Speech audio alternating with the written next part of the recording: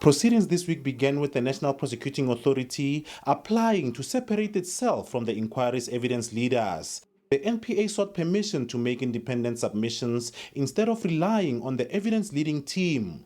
It argued that it holds extensive documentation related to the Cato Manor cases, which would be difficult for the evidence leaders to process and present within a short period of time. The problem may be twofold, theoretically. The problem may be a fact of the volume of information that they need to process and assimilate in order to present properly. It could be that problem. We think that that plays a major role over here. Following the application, Counsel for South Gauteng Director of Public Prosecutions Advocate Andrew Chauke called former IPID Investigator Sharmilla Williams to the stand. Williams, who probed several of the alleged Cato Manor killings, told the inquiry that she had gathered sufficient evidence to prosecute members of the unit for alleged extrajudicial murders. However, she testified that senior officials within IPID and prosecutors in the KwaZulu-Natal Director of Public Prosecutions office frustrated those efforts. During our meeting, Mr. McBride brought up my investigation into Cato Manor and General Johan Boysen specifically.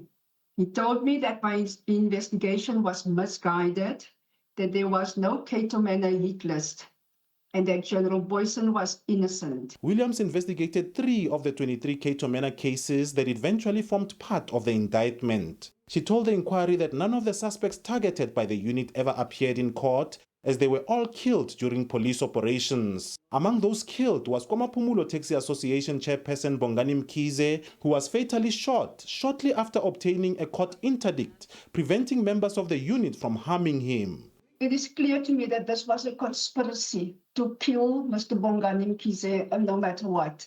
They must have decided that NIU was going to be the fall guy in this instance. And unfortunately for them, it didn't work because the post-mortem findings indicated differently. Williams also accused former IPID Executive Director Robert McBride of discouraging her from continuing with the investigations, despite allegedly not having read through the case dockets. She further testified that remarks made by then KwaZulu-Natal Community Safety MEC Bheki Cele may have emboldened officers to adopt a shoot-to-kill approach. Unfortunately, this outrage appears to have been recklessly and irresponsibly articulated by the MEC for Safety and Security, KwaZulu-Natal, Bheki Cele, and his sentiments appear to have paved the way for several deaths at the hands of the police.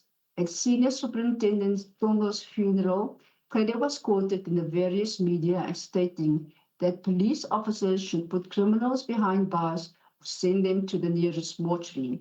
Proceedings at the Nkabinde Enquiry are expected to continue on Monday, with former Cato Manor police officer Ari Danicus expected to testify remotely from Greece. Ofentse Setimo, SABC News, Pretoria.